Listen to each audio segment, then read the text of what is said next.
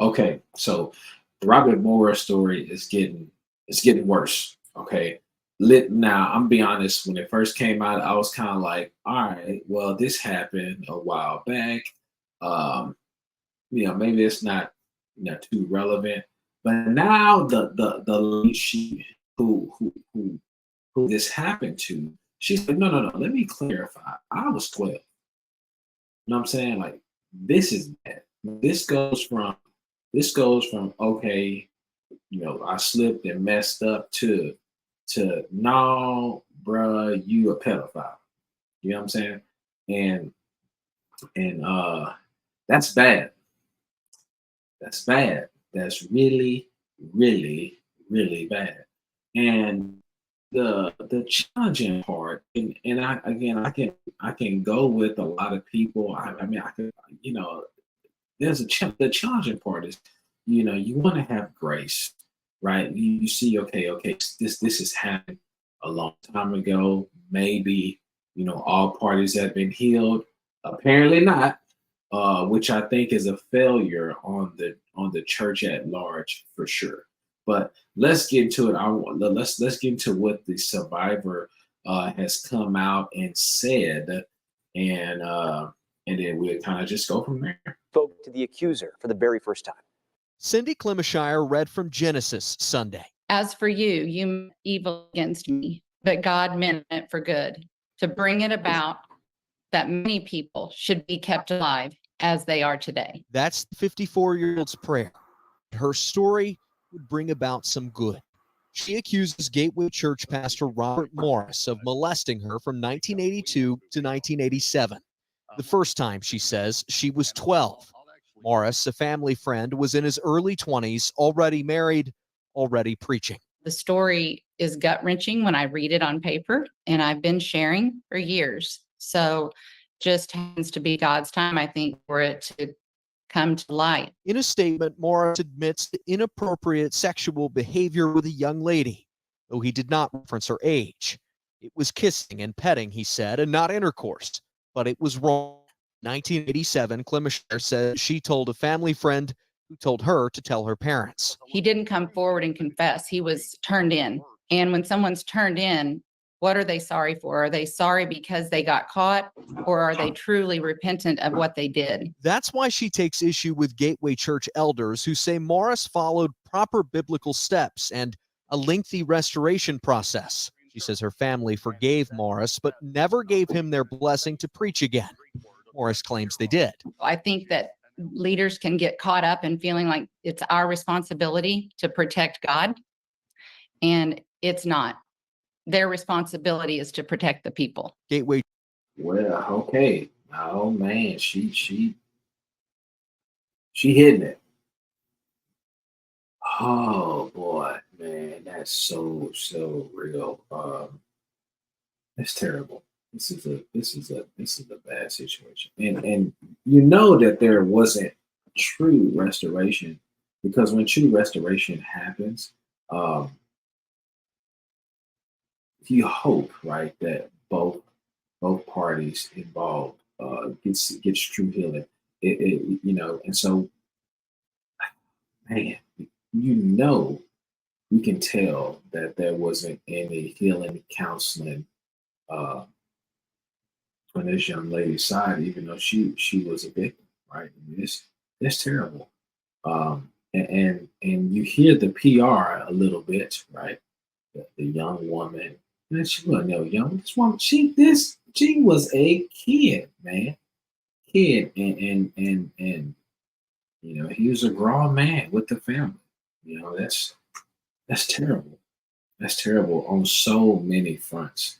And she said, they feeling like they have to protect God, and it's honestly, it's not really that. It's not protecting God at all.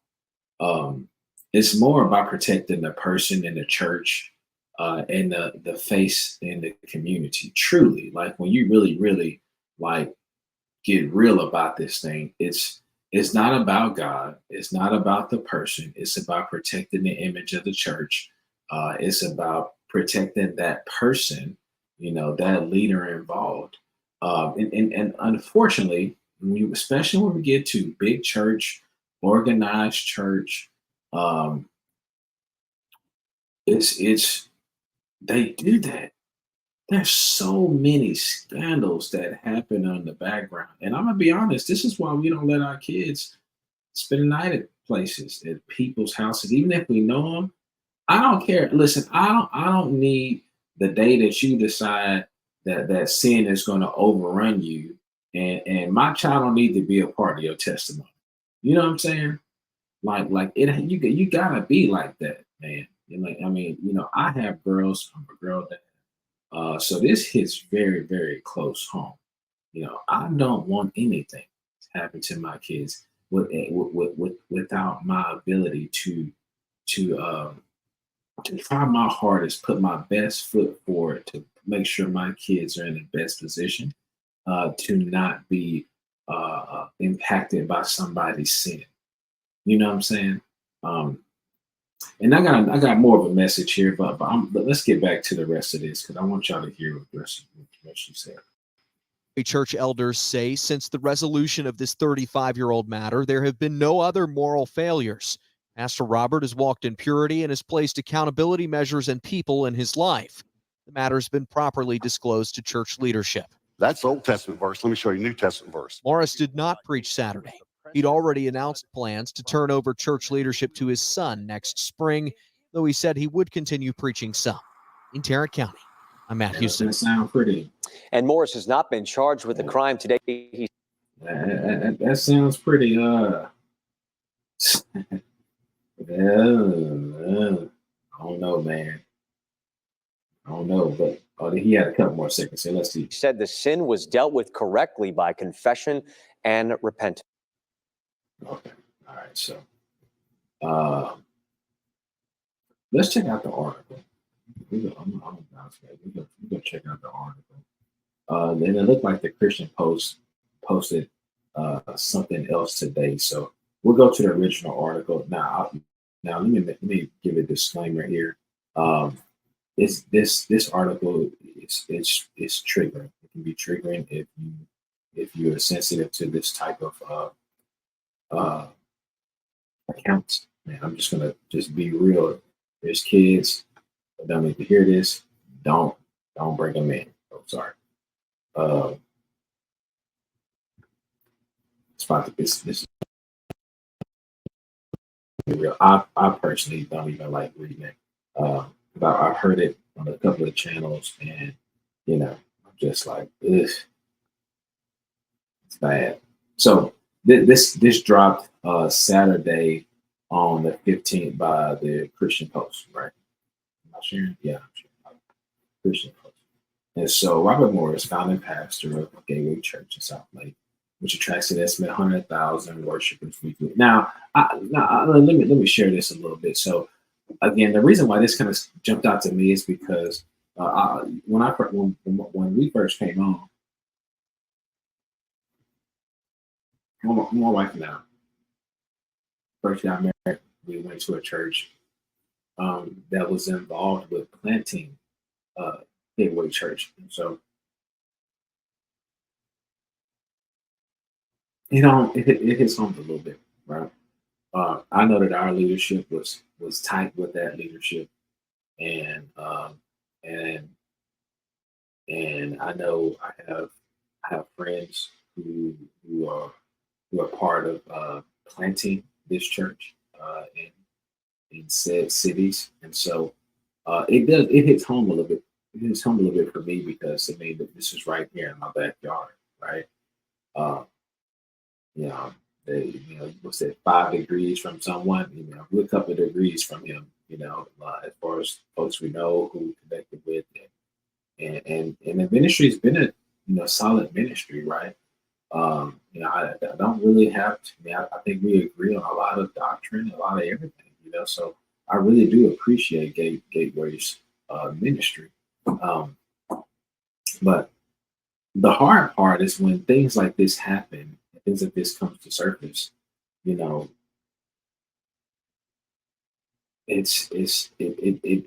can rock people's faith, right? And this is why I want to encourage anyone who is who goes to the church, who's there involved. Don't let this rock your faith. And listen, if God is exposing some foolishness, well, let him do that, you know. And in the end, you know, God will restore, God will protect y'all, God will do what he does for his children, right? But them he loved, he chastises. You know what I'm saying? And so you know, but let's take a look at this. All right, so he confessed to inappropriate sexual behavior with a young lady. And that word in there is very PR-ish, man. Very, very, very, very, very PR-ish. Listen, I went to school for public relations. I know what PR is. That's PR right there. More than 35 years ago, they came out with it in the first 3 lines. while he was a young pastor, after a woman accused him of sexually abusing her over multiple years, beginning when she was 12. Terrible. When I was in my early 20s, I was involved. This is quoting the pastor. I was involved in inappropriate sexual behavior with a young lady at a home where I was staying. It was kissing and petting, and not intercourse, but it was wrong. This behavior happened on several occasions over the next few years. That's bad. That's bad, ladies and gentlemen. That's bad, and that's scary for multiple reasons. It's a Morris said in the statement the Christian Post after Gateway Churches asked about the allegations. You know, that's scary on a few levels. It's one thing to mess up, right? It's another thing to be in habitual sin. It's another thing to actively go after this. You know what I'm saying? Do we not fear God? And I'm really what I'm getting at a little bit here is this is what the scripture has already guided us and warned us about this as a leader, right? As a leader, but really as a believer, once you get enlisted into the army of God, and you now represent the kingdom. This is why we don't take the Lord's name in vain, right? We don't represent him wrong. This is why we need to be open and honest and get delivered of the demons that haunt us, the demons that dwell deep in our temple. It needs to get extracted. You know what I'm saying? You got to come out. Got to come out, man. And so you see Paul really guide Timothy with saying, abstain from sexual immorality. Listen, that's a commandment. That's not a suggestion. You know, I mean, they had the 10 Commandments in the Old Testament. We got a whole lot in the New Testament. That wasn't a suggestion. Abstain from sexual immorality. There's a reason. There's a reason. And it's to not even give the appearance of evil. Right? We got to not even give the appearance of evil. That's how wise we have to be as leaders. That's how wise we have to be as Christians, as believers. Right? This ain't just willy-nilly, man. We call to a higher calling. We call to a higher standard of living. You know, in the world that they get caught up with scandals like this. You hear about this stuff in companies, schools, politics, all this stuff. I expect to hear about that kind of stuff in the world. We don't need that kind of stuff in the church. We need to get it right the first time, especially when our sin impacts another individual. It's one thing if you want to be, sipping and drinking and watching, pornography or cursing or, whatever else, right? Coveting and, all those sort of things. Then those are sins that are against you. But then when we talk about sins that are against others, stealing, killing, raping, murdering, all that stuff. I mean, that's against another person. It hurts even worse. You know what I'm saying? Because now multiple parties are involved with your sin. You know what I'm saying? We don't need that. We don't need that. It's stuff like this that causes people to flee from church, man. And the scariest part is as leaders, God's gonna hold us even more accountable. That's scary. You know what I'm saying? Anyway. You know, talking about Robert in particular. I'm just saying it. I'm talking in general. You know, let's see what else is. All right, it was 20s. Okay, so in March of 1987, the situation was brought to light and it was confessed and repented of. I submitted myself to the elders of Shady Grove Church and the young lady's father. They asked me to step out of the ministry and receive a counseling and freedom ministry, which I did. Since that time, I walk in preaching the accountability in this area of Morris had it. You know, I hope that's true. You know what I'm saying? Like, I truly do. Because, you know, on the other hand, let's be honest, right? Let's be honest. And a lot of times this is hard. This is definitely hard, especially if you've been a victim of abuse and you're really a victim of abuse. This becomes really, really hard, right?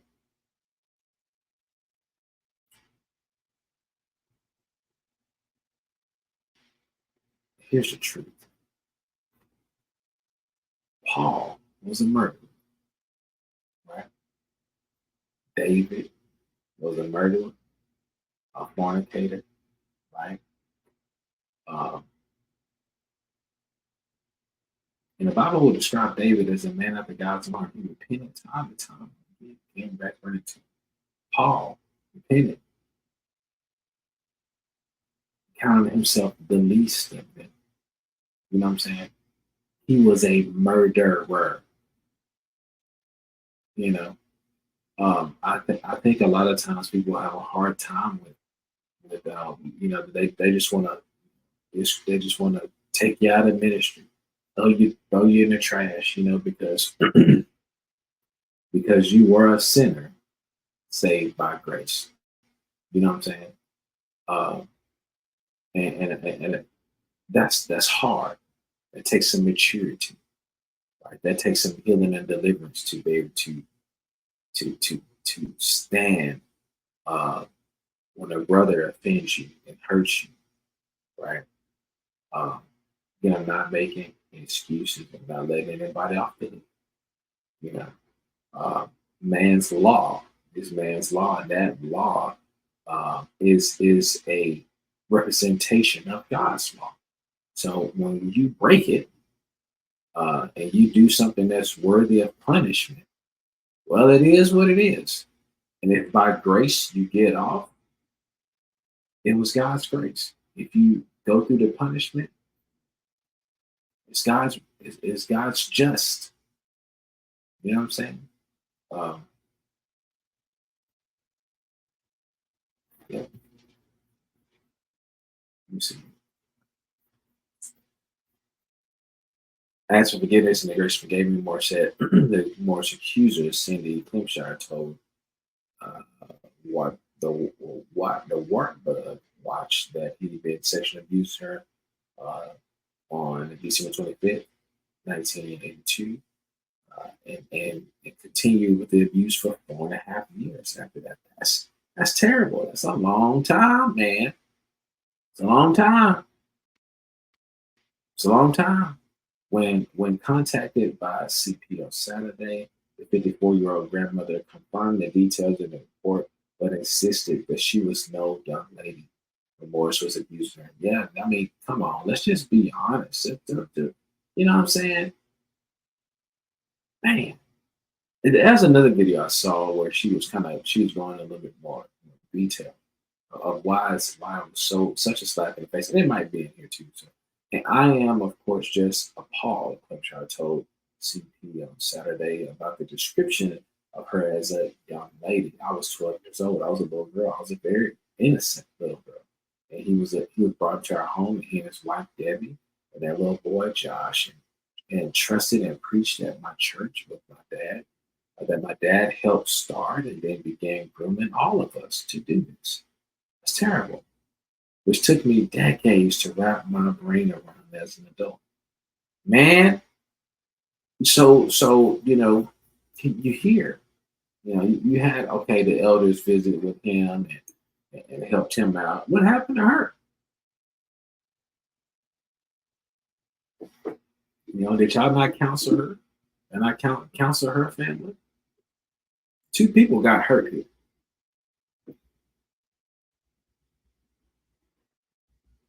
You get in deliverance ministry, man, you start seeing this stuff. That's why it's no joke. That's why it's no game.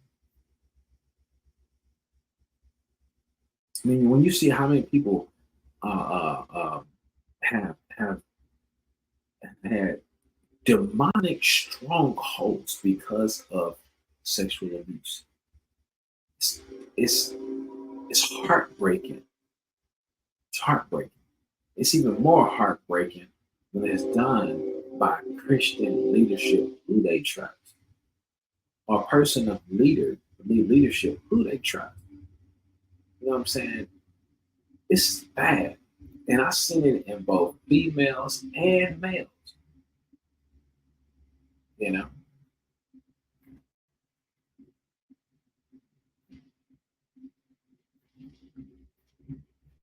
Yeah, it took her many years to get over. She's still not. It's not.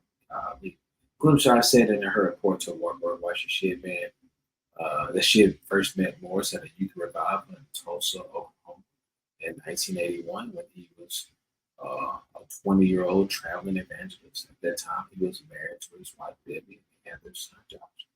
She said Morris began preaching their church regularly on Sundays after he was invited to do a youth revival in her hometown in Hominy, Oklahoma. Her family and Morris quickly became friends, and they were invited to their home and often little trips together. On that fateful Christmas night, '82, Clemshire said the safety of the relationship with Morris and his family ended. They visited her home. The Morris family came to visit and spend some time there. And Cindy sat in the back seat of the car with Robert. He asked her to visit in his room after that night. She shared a room with her sister Cindy, an innocent 12-year-old girl, who movingly described what she was wearing. She was wearing a pink pajamas and pants, and she wore underwear underneath. She had a snap-on robe on it. The whiteboard watch said she thought nothing of visiting a family friend in their bedroom. She was told to lie down. He touched her too close to her eyes. He touched her too close to her eyes. Then he touched her breasts and felt her panties. He warned her never to tell anyone about this because it would ruin everything. Yeah. That's that. That sounds like agreement. Clemshire claims Morris repeatedly abused her in Texas and in Oklahoma, and often told his wife that they were merely counseling her during the abuse. That is just terrible. When she was 16, Clemshire told Morris he would take her out in his car and try to have sexual intercourse. This is bad, y'all. This is bad. This ain't just no slip. This is intentional. This is terrible. By this time, Morris was a pastor at Shady Grove. He would eventually become Gateway Church, Grand Prairie campus. The report said. Clemshire eventually confided that what was happening to her to a close friend who encouraged her to tell her family. When her father found out, he told the lead pastor at Shady Grove Church that if Morris didn't get out of ministry, he would get the police involved. That was irrelevant. The police should have been involved in the first place. This is people trying to save people's face, right? Nah, he should have been involved. I think it's that threat forced Morris to step away for 2 years. I bet it did. I bet it did. Morris will return to Harmony with his wife and televangelist James Robinson, and they told Clemshaw's family, well, Clemshaw's father, that he wanted to return to ministry. And at that point, her father washed his hands of Morris and no longer any like him. At the Wartburg Watch, Wartburg Watch. Survivor made it clear to CP that Morris did not get her father's blessing to return to ministry. My father never gave his blessing on Robert's return to ministry. My father told him he's lucky he didn't kill him. I'm mortified that he's telling the world my dad gave his blessing. Of course, we would forgive because we're called biblically to forgive those who sin against us. But that does not mean he's supposed to go on without repercussions. I understand that. Clemshaw explained that she retained an attorney in 2005 to file a civil lawsuit, but Morris' attorney suggested she caused the abuse on herself because she was flirtatious. Come on, man. This is a grown man. Grown man. This is where it's bad. This is where it's bad. So this is where it is bad. She asked for $50,000 to cover the cost of her counseling, stemming the abuse. She said they offended her. They offered her $25,000 if she signed a non-disclosure agreement, but she refused. For years, she explained to CP she had been wanting churches and pastors who would listen to her story about Morris because she doesn't believe she's the only one who suffered his abuse. She also argued that he shouldn't be serving in ministry and should step down. I don't think he ever should have been allowed to be in ministry. We would never allow someone to go teach in school, work in a daycare, be a doctor, if anybody had done these things. And I had a very difficult time believing I'm the only one. I get that. Elders at Gateway Church told CP in a statement that Morris was transparent with them about the past, and they believe he has been biblically restored to ministry, whatever that means. Pastor Robert has been open and forefront about his moral failure that he had 35 years ago when he was in his 20s and prior to him starting Gateway Church. I'm okay with that. I get that. He shared publicly from the pulpit on proper biblical steps he took in a lengthy restoration process. The 2-year restoration process was closely administered by the elders at Shady Grove Church and included him stepping out of the ministry during that time period while receiving professional counseling, free of ministry counseling. Deliverance is what it sounds like. And they said, or I heard having said things like that. Since the resolution of this 35-year-old matter, you see they keep hitting that 35-year-old matter. There has been no other moral failures that they know of, right? True, honestly, that they know of. Because he didn't come out the gates with this one. He got caught. You know what I'm saying? You hope, man. You just truly hope and pray that nothing else was going on. Pastor Robert has walked in purity, and he has placed accountability measures in people in his life, and the matter has been properly disclosed to church leadership. Yeah, that's very, very PR-ish, man. You hope. You can only hope.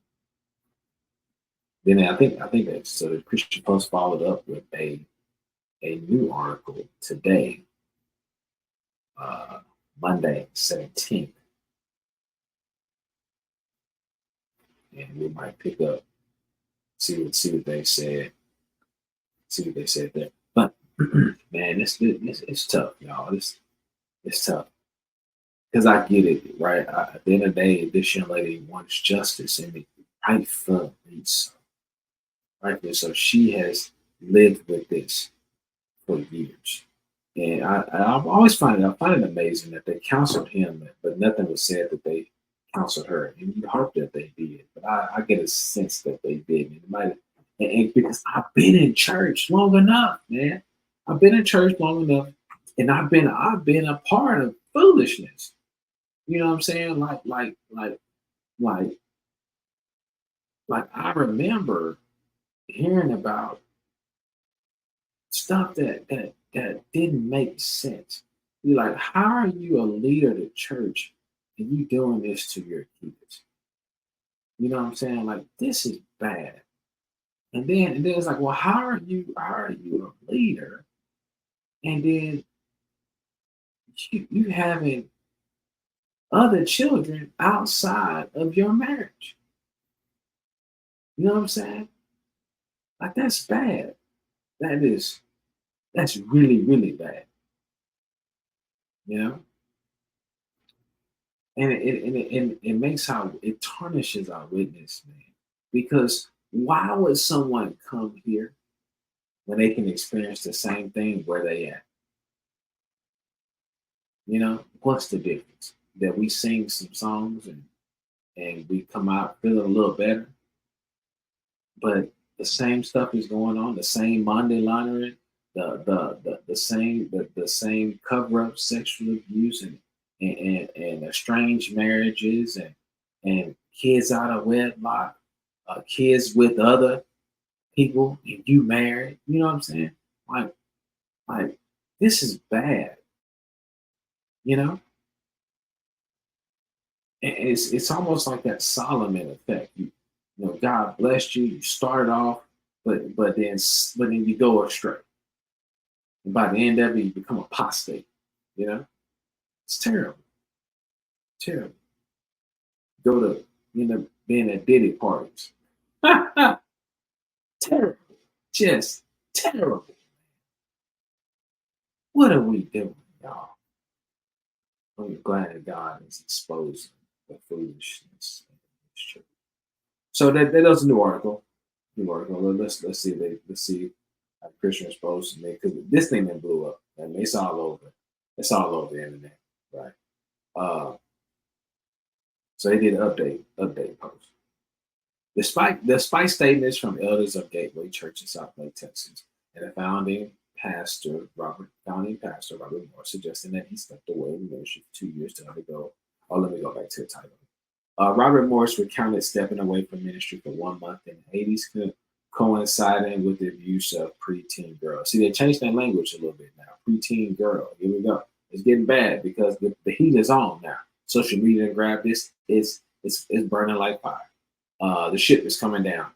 And then because of this, they got to throw Trump in there, right? Because it's always Trump's fault. So let's look at here. NBC News: woman who accused ex-Trump advisor of molesting her says he shouldn't lead a church. Boy, they weaved that one there, huh? Look at that. Look at that. They said, "Oh, look at Trump and Morris, boy. They just peas in the pie, boy. Look at this. Can you believe it? This old ex-Trump advisor." Well, I tried, Oh, I don't even know if I shared that. Let me see. Did I share that? I don't think I did. Let me share that. Quick. Look at this. Woman who accused ex-Trump advisor of molesting her says he shouldn't lead a church. Trump had to get weaved in there, boy. It's always Trump's fault. That was a comic insert because that don't make no sense. I hate the media. They suck. All right. So Robert Morris recounted stepping away from one. Okay, so despite statements from elders, this is the updated article. This is today.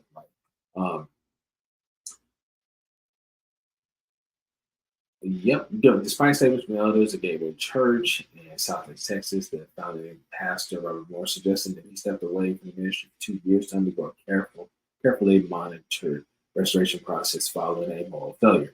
You gotta hear how moral failure. So again, just lightening the blow, man. Listen to the language. This is PR at its finest. Sexually abusing a girl over multiple years. And in the 1980s, you see they'll slap the 1980s. They gotta make sure you understand the time. Beginning when she was 12. Let me get a guy real there. He was back in ministry just 1 month after he was confronted about the abuse. Whoa. Okay, hold on. He was back in ministry for just 1 month after he was confronted about the abuse. Okay. The 62-year-old Morris made the admission in his 2011 book, Dream to Destiny. The description he provides in the book coincides with the timeline of molestation performed by by himself. His accuser, Cindy Hampshire 54 at the elders. Okay, so he's honest. Morris revealed that he got a job with the televangelist James Robinson's Prayer Center a month after he stepped away from the ministry in the 1980s. After the Lord orchestrated the circumstances for me to step out of the ministry. Prior to those circumstances, which he did not disclose in the book, Morris admitted he was struggling with pride, not sexual attraction to a preteen.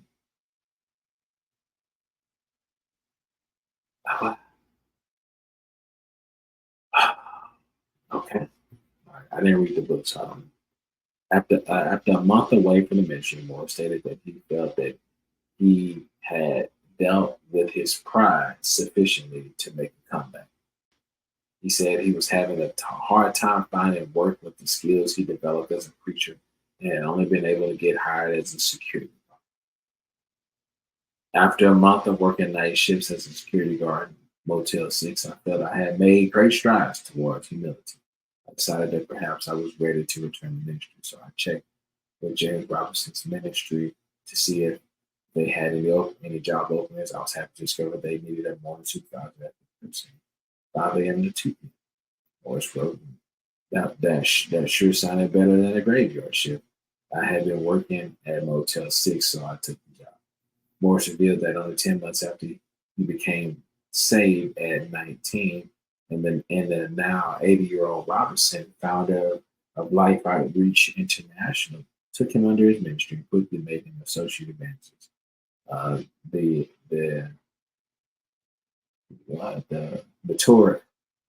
meteoric rise of his star on the preaching circuit after that, he said, made him prideful. Things that happened pretty fast. Things that happened pretty fast after I surrendered my life to Jesus Christ at the age of 19. Only 10 months after being saved, I met James Robinson. He asked me to start traveling with him, speaking to junior and senior high school assemblies. So I had not even been a Christian for a year when I began traveling and preached the gospel. Pretty heavy stuff for someone so young, even so young in the Lord. Absolutely true.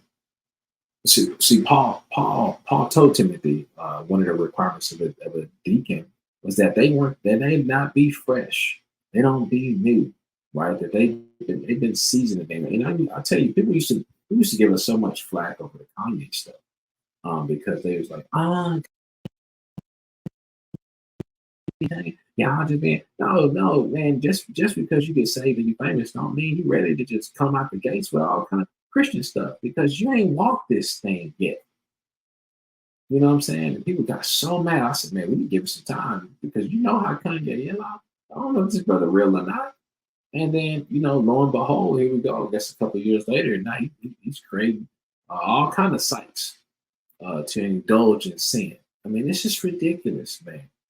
Ridiculous. So,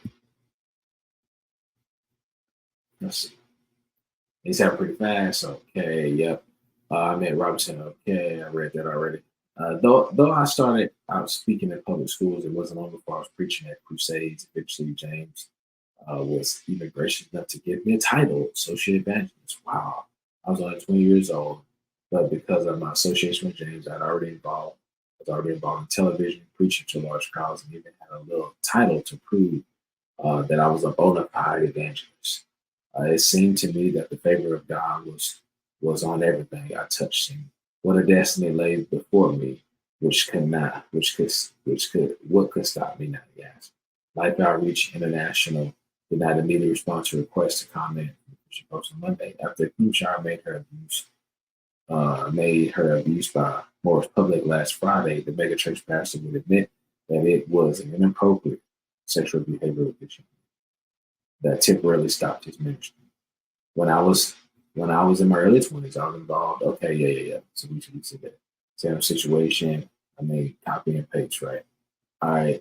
In Dream of Destiny, Morris confessed that while being accountable to his wife Debbie and his friends of his sexuality, he has not been easy. It has proved to be a good, healthy thing. Okay.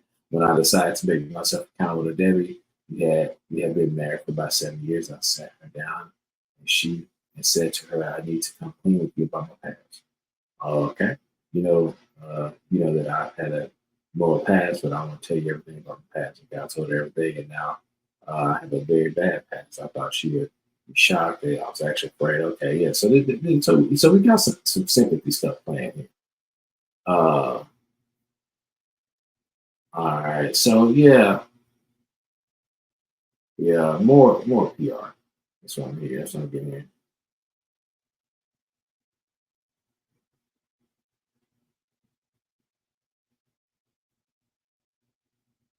Yeah, yeah. So kind of the same thing. That they're playing a little bit more on Morris and hey, I'm a true dude. I confess. I brought this forward. Uh, the show is a lot about him, right? It's a lot about him. It's a lot about his rebound, his pause to ministry, and God, restoring him. But it's not a lot about her, and it's always it ain't always like that, right? We know who you are, but this young lady who was hurt, how's her life been? You know what I'm saying? How's her life been over the last 35 years?